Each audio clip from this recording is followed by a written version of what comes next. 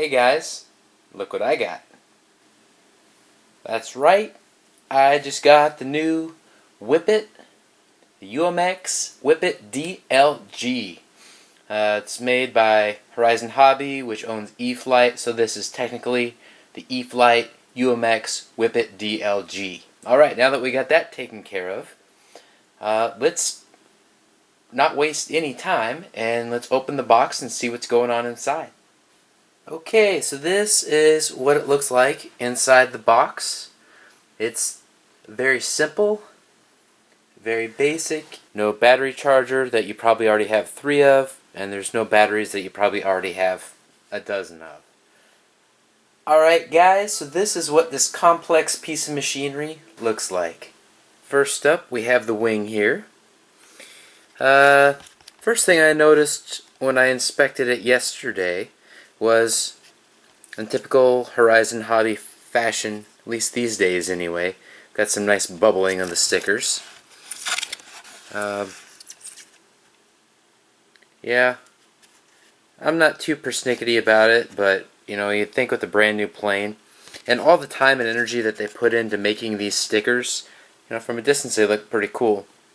You'd think the finishing work would be a little bit better, but hey, you know, you can blame China, low wages, whatever.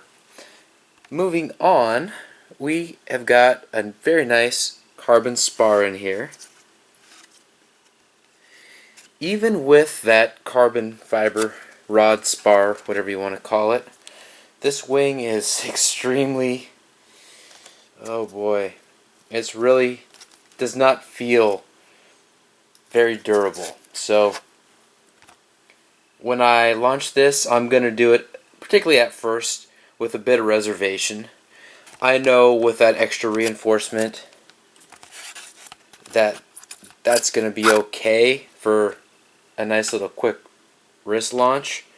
But if you go into full GB mode and try and fire that thing off, I'm pretty sure bad things are going to happen. Last thing on the wing, we've got 4 holes, and plugs into the 4 holes in the fuselage, and I'm going to show you that next. So this is the fuselage. As you can see, most of it is made up of this carbon fiber, and which connects to the horizontal stabilizer, which of course you see more reinforcement there. I really like that direction that Horizon Hobby has gone recently. They've started to add that into most of their wings, and stabilizers and rudders and all those control surfaces.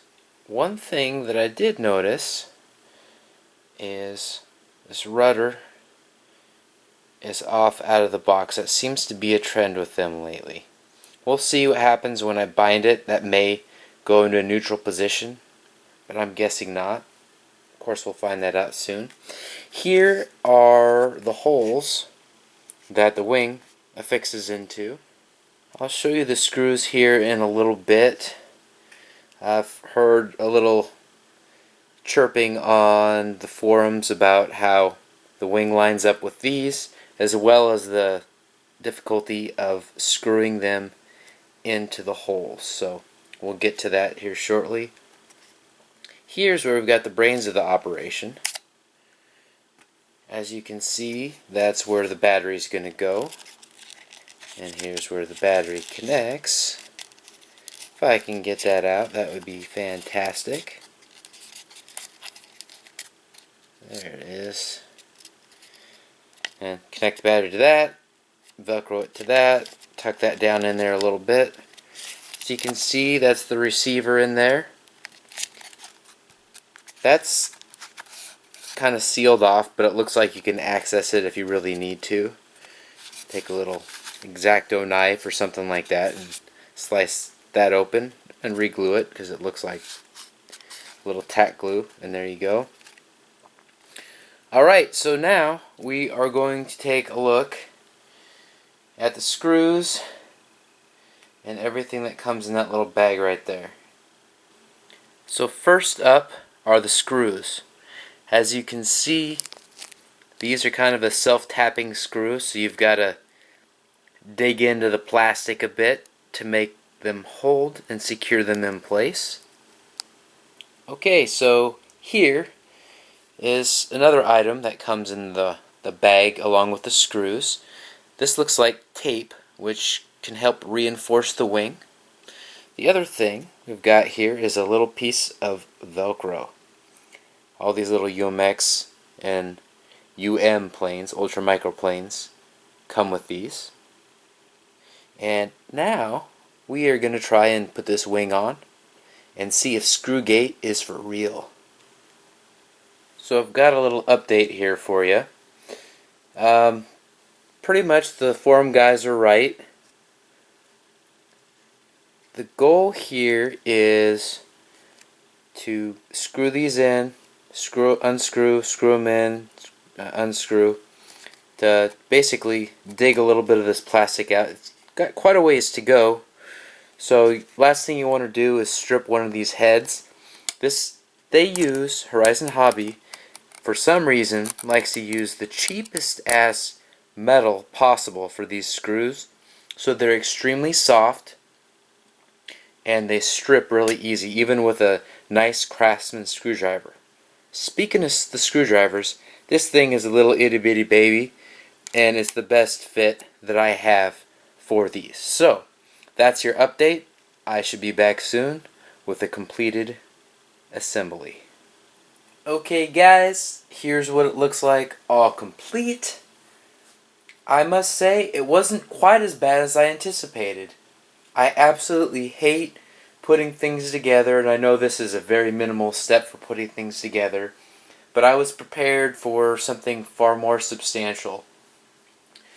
What I found was screwing the screws in, unscrewing them, and doing that process a few times paid huge dividends.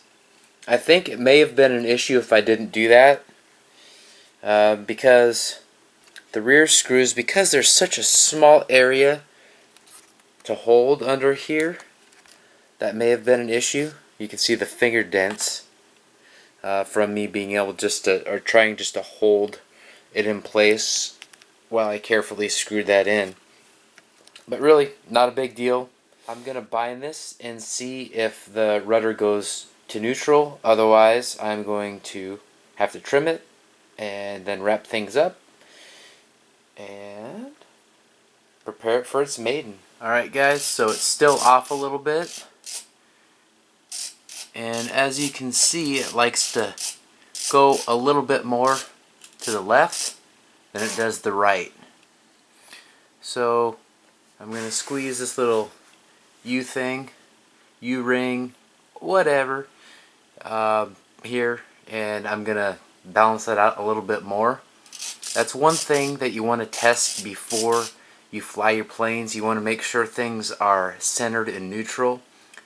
Also, even once it's a little bit more centered and neutral, because it's not that far off, I'm also going to be able to know that it's going to want to turn left with a little more enthusiasm than it does to the right. So it's not all that bad, but it could be better on a brand new plane.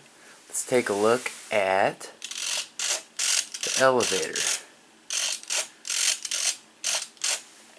Not too bad. This is on high rates. It may add a little expo, but that looks like it's workable. Thank you very much for watching this video. I appreciate it. And up next is the Maiden Flight. Alright, so our first glide test. Not a full whip, but a glide.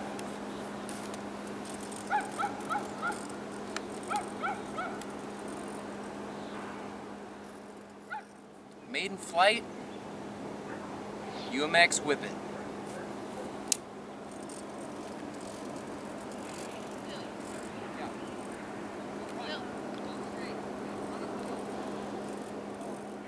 Launch number 2. I'm going to give it a little extra gusto.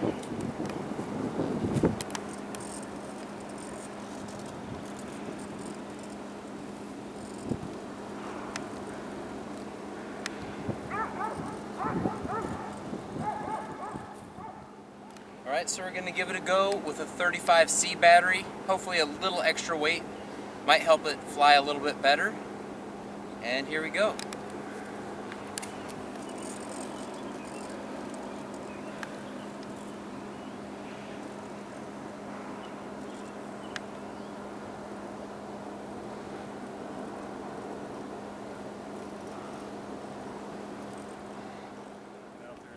Exactly.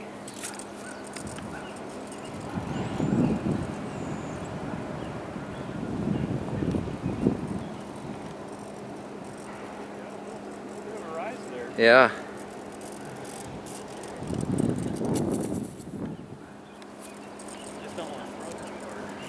Yeah, that's the worst part.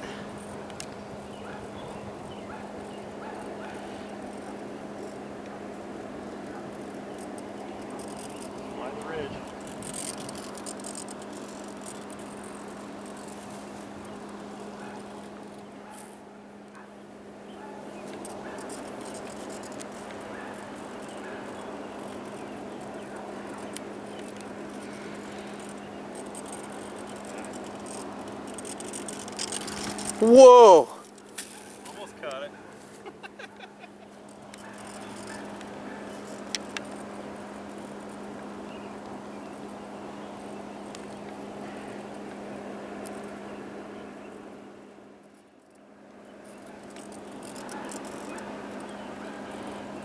Brutal. Sun is brutal. That was an awesome toss, John. Nice.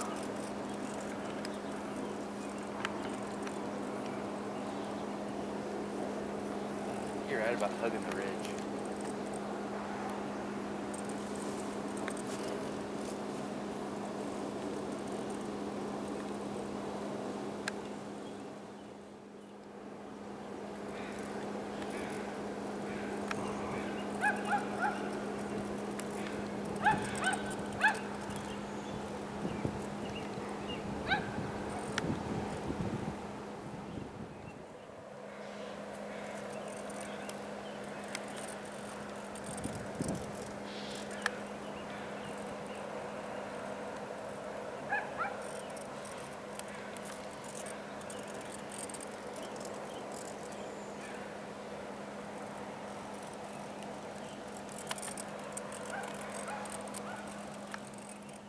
Ready? Yep.